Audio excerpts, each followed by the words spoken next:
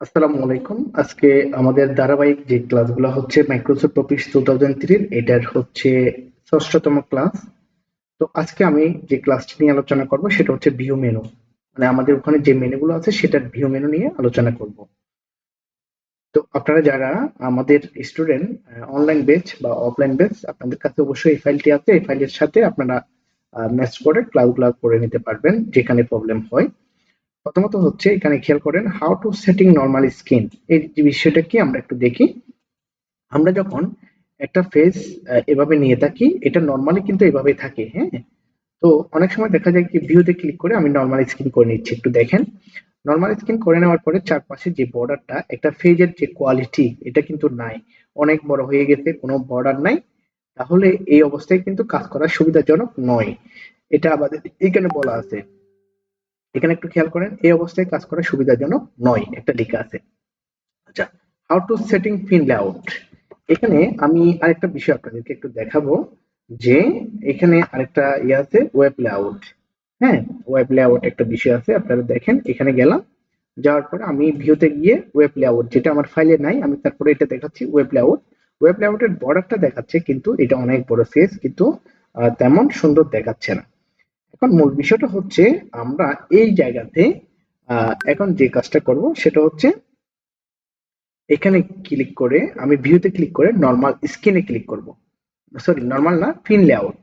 মানে আমরা যে লেআউটে কাজ করব এটা হচ্ছে পিন লেআউট।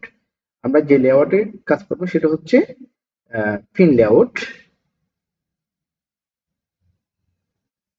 এই যদি আমাদের কখনো যদি ফেসটা যদি অনেকটা বড় বা মানে স্বাভাবিকের চাইতে যদি অন্যরকম যদি হয়, তাহলে আমরা বুঝতে হবে যে এখানে একটু প্রবলেম দিচ্ছে। তো তখন আমরা ফেজের লেআউটটা চেঞ্জ করে নিব, পিন লেআউট করে নিব। এরপরে কি বলতেছে একটু দেখি। এরপরে কি বলতেছে,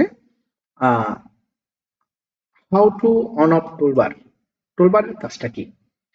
টুলবারের কাজটা হচ্ছে, একটু খেয়াল করেন, আমরা এখানে এই যে এখানে একটা টুলবার আছে, এখানে এই যে সেভ এর লোগোটা আছে। আমি যদি কন্ট্রোল এস দিই, কন্ট্রোল এস দিলে এই ডায়লগ বক্সটা আছে, এটা হচ্ছে সেভ অ্যাজ ডায়লগ বক্স, মানে সেভ করার জন্য ডায়লগ বক্স। আবার আমি ফাইলে গিয়ে যদি সেভে ক্লিক করি, তাও কিন্তু একটা ডায়লগ বক্স আছে, এটাও সেভ অ্যাজ ডায়লগ বক্স। আবার দেখেন, এই লোগোটার মধ্যে ক্লিক করলে এখানেও কিন্তু এটা চলে আসে।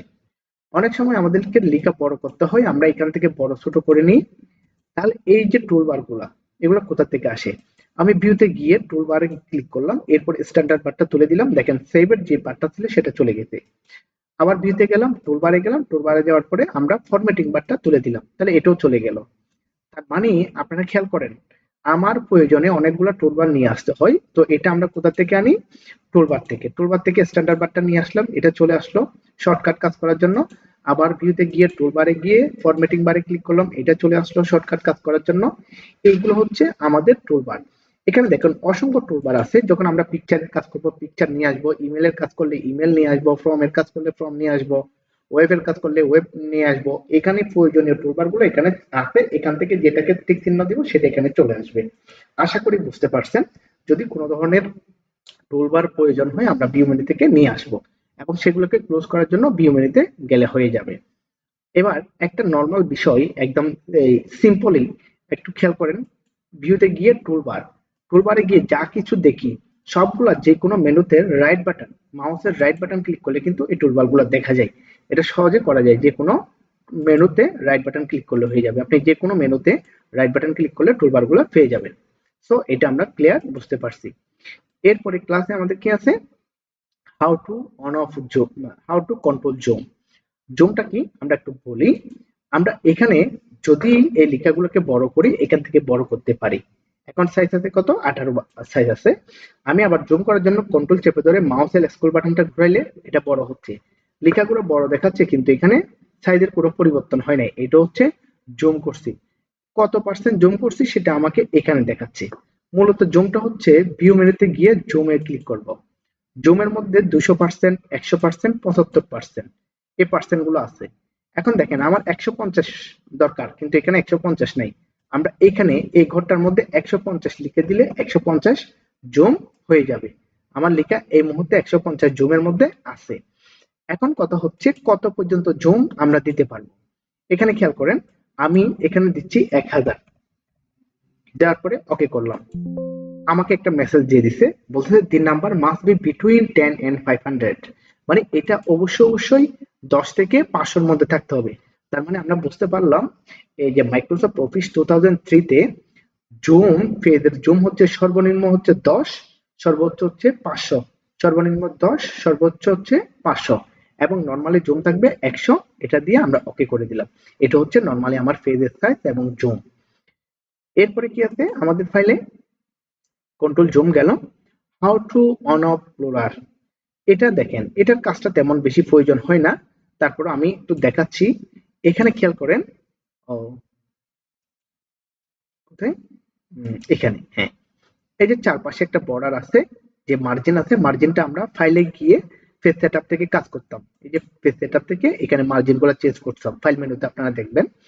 তো আজকে যে এখানে রোলারের যে বিষয়টা আসছে, সেটাতে হচ্ছে এই যে এখানে চেক মার্ক করা আছে, তার মানে রোলারটা এখানে আছে। দেখেন এটা হচ্ছে রোলার। আমি এখান থেকে টান দিয়ে চাইলে আমার ইচ্ছা মতো যতটুকু প্রয়োজন ততটুকু আমি মার্জিনটা কমাইতে পারি, আবার এখান থেকে উপরের দিকে নিয়ে গিয়ে বাড়াইতে পারি। সো আমি বলবো এটা না করে আমরা ফাইনালি রোলারের কাজটা কোথা থেকে করবো, পেজ সেটআপ থেকে করবো। পেজ সেটআপ থেকে এখানে টপে 1, বটমে 1, 1.25, 1.25, আমি এখানে 1 দিলাম, ওকে করে দিলাম। তাহলে নরমালি যত টাকা তততে আসবে। এটা আমরা রোলার দিয়ে করতেও পারি, না করতে পারি। সো আমি বলবো যে ম্যানুয়ালি করাটা উত্তম। আচ্ছা, এরপরে কি আছে, আরেকটা বিষয় আছে header and footer. Header and ফুটারটা কি আমরা একটু বলি। এখানে দেখেন আপনাদের ফাইলের মধ্যে আমাদের ব্রাঞ্চের নাম দুইটা আছে এবং প্রতিষ্ঠানের নাম উপরে আছে। এটা প্রত্যেকটা পৃষ্ঠায় আছে, একটু খেয়াল করবেন, প্রত্যেকটা পৃষ্ঠায় এটা আছে। এখন কথা হচ্ছে যেহেতু প্রত্যেকটা পৃষ্ঠায় আছে, আমি কি প্রত্যেকটা পৃষ্ঠায় লিখছি? না, আমি প্রত্যেকটা পৃষ্ঠায় লিখি নাই, আমি লিখছি একটা পৃষ্ঠায়, কিন্তু এটা সবগুলা ইয়েতে হয়ে গেছে। হেডার এন্ড ফুটারের বিষয়টা হচ্ছে পেজের মার্জিনের উপরের অংশ এবং নিচের অংশ, এখানে কিছু লেখা। আমি এটা বোঝানোর জন্য প্রথমে লেখাটাকে কপি করে কন্ট্রোল সি দিয়ে কন্ট্রোল বি দিয়ে পেস্ট করলাম, আবার সবগুলোকে ধরে কন্ট্রোল সি কন্ট্রোল বি দিয়ে পেস্ট করছি একাধিক পেজ হওয়ার জন্য। আমি এখানে টোটাল 67টা পেজ হয়েছে, দেখেন এখানে 67টা পেজ। এখন কথা হচ্ছে আমি প্রত্যেকটা ফেজের উপরে লিখবো আইটি কম্পিউটার, নিচে লিখবো একটা মোবাইল নাম্বার। তো এটা লেখার জন্য আমি ভিউতে যাব, ভিউতে যাওয়ার পরে হেডার এন্ড ফোল্ডার, দেখেন হেডার এন্ড ফোল্ডারে ক্লিক করে উপরের অংশ চলে আসছে। আমি এখানে লিখলাম আইটি কম্পিউটার, কম্পিউটার। এবার আমি এই লেখাটাকে চাইলে মাঝে নিতে পারি, কিভাবে, এই যে এখান থেকে এই যে সেন্টার অ্যালাইন করে দিলাম, তারপর বোল্ড করে দিলাম, তারপর এখান থেকে আমি চাইলে এটা সাইজটা বড় করে দিতে পারবো। দেন এরপরে হচ্ছে কি নিচে যাব আমরা, নিচে গিয়ে এখানে আমি একটা মোবাইল নাম্বার লিখতেছি 01826535553। আমি যে নাম্বারটা দিছি আপনারা চাইলে এই নাম্বারে আমাকে হোয়াটসঅ্যাপ করতে পারেন, যে কোনো প্রয়োজনে আমার সব সময় সহযোগিতা থাকবে ইনশাল্লাহ। এরপরে আমি এটার একটা সাইজটা বাড়িয়ে দিলাম। দেখেন এটা আমি লিখছি কয়টাতে, একটাতে। এটা প্রত্যেকটা ফেজে চলে গেছে, একদম প্রত্যেকটা ফেজে, মানে ফার্স্ট টু লাস্ট প্রত্যেকটা ফেজে। এটা হচ্ছে হেডার এন্ড ফুটারের কাজ। এখন কথা হচ্ছে অনেক সময় আমরা হেডার এন্ড ফুটার দেওয়ার পরে এটা বাদ দিতে পারি না। বাদ দেওয়ার জন্য যে কোনো ফেজের মধ্যে আপনি ডাবল ক্লিক করবেন, ডাবল ক্লিক করে এটাকে ক্লোজ করে দিবেন, দেন নিচে যাবেন, নিচে যাওয়ার পরে এখানে ক্লোজ করে দিবেন, এরপরে ক্লোজে ক্লিক করবেন। দেখবেন যে সবগুলা পেজ থেকে চলে যাবে, মানে একটা পেজ থেকে যদি বাদ দিয়ে দেন সবগুলা পেজ থেকে চলে যাবে। এটা হচ্ছে হেডার এন্ড ফুটারের কাজ। আশা করি আপনারা সবাই এই কাজটা বুঝতে পারছেন। আজকে আমাদের যেই এই কি বলে এডিট মেনু যেটা আছে, সরি ভিউ মেনুর কাজ হচ্ছে এতটুকু। এরপরে ক্লাসে আমরা দেখবো ইনসার্ট মেনু। ইনসার্ট মেনুটা টোটাল 2 ভাগে আমরা ক্লাসটা দিব, যেহেতু ইনসার্ট মেনুটা একটু বড়। তো আপনারা এই কম কম ক্লাসগুলোকে একটু করে ফাইলটা যদি আপনাদের হাতে থাকে তাহলে আশা করি এখানে কোনো প্রবলেম হবে না। তাহলে আজকের ক্লাস এতটুকুতেই সমাপ্ত করতেছি। আসসালামু আলাইকুম ওয়া রাহমাতুল্লাহি ওয়া বারাকাতুহু।